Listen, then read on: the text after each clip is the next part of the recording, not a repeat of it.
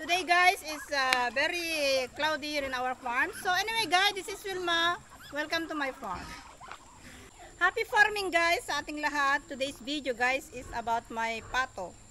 About sa aking mga duck kasi as you can see guys in my past video na ang daming itlog ang aking mga pato.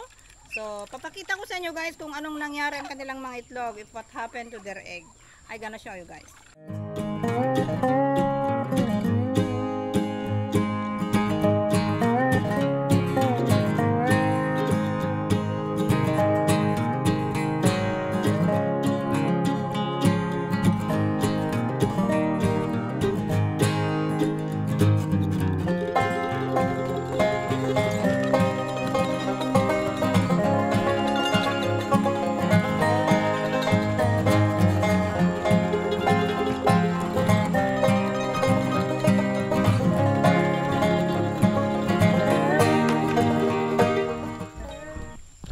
Guys, itong aking mga pato ay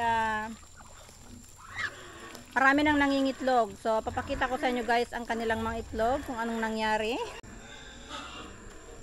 Nagpisa na gayang aming mga pato kaso walang natira. May 10 lang guys na ano, ayan sila. Ayan, puro Penoy lahat yan guys. Ayan.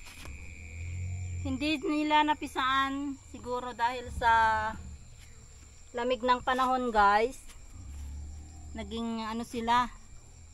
Hindi na yan guys mapipisa kasi may napisa na 8. Papakita ko sa inyo guys yung malo.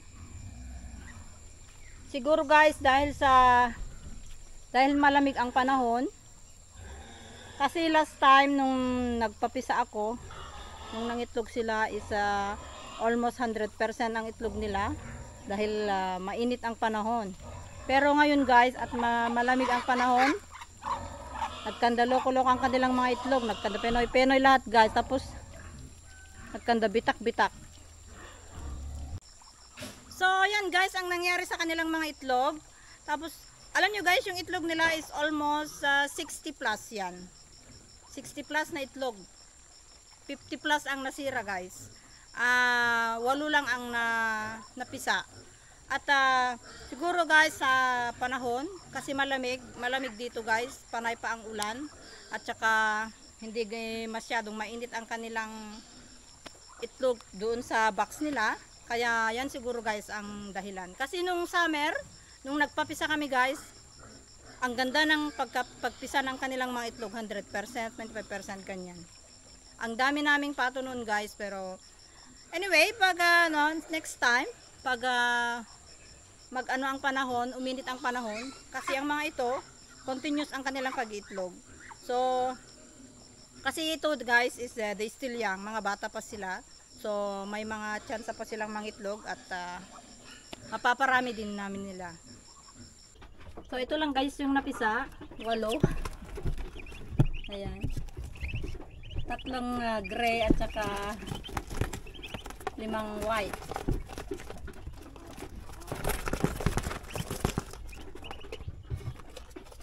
Mabubuhay ang mga yan guys kasi naka-heater sila. Kasi guys ngayon napakalamig ang klima dito. Ang nangingitlog dito guys ay almost nasa 10. 10 na inahin ang nangingitlog dito. Pero pag mangitlog sila, they lay egg in one place. Kaya pag may gustong magpisa, iisa lang ang nakaupo doon sa itlog nila guys. Kasi madami sila. Alam nyo guys, yung mga itlog nila, pinaghalo-halo kasi nila. So, ayan. Saka, kung minsan nababasa, kasi mga paan nila, pag nagsampa sila sa box, nag-ano yung kamay, yung paan nila, basa. Pati yung itlog na guys, nababasa. So, sa next time na lang, pag uminit ng panahon, sa bagay guys, ang mga pato, mabilis lang mapadami yan guys. Ang bilis. Kagaya nung last na pag-itlog nila, ang bilis guys. Sa 3 buwan, naka 100 plus kami na nasisiw na pato. Kasi alam nyo noon guys, is tag-araw. Maganda talaga magpapisa pag tag-araw. Kasi mainit. Ang mga pato kasi guys, pag mag-hatch sila ng itlog, pag yung maglimlim sila, kailangan napakainit. Kasi ang init ng pato guys is nasa 40 degrees. Ang init ng kanilang katawan para mapisa nilang itlog. Kasi yung itlog nila guys, sinubukan ko yan guys na nilagay sa incubator. Nasa 38 degrees lang ang kasi yung incubator namin. Hindi niya kaya guys. Kailangan nasa 40 degrees ang init ng paglimlim ng pato. Sayang yung itlog niya guys, ang dami pa naman yan, nag-expect na akong madami na naman kaming pato, pero na-disappoint ako guys, very disappointed like that. Pero that's life, ganyan talaga ang buhay, ipagsapalaran lang tayo guys, pero mas madami din ang susunod.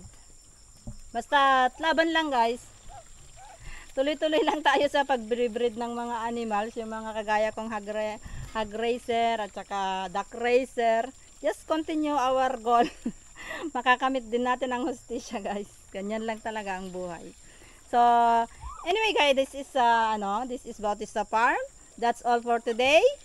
And have a nice day guys. Salamat sa palaging panonood sa aking video.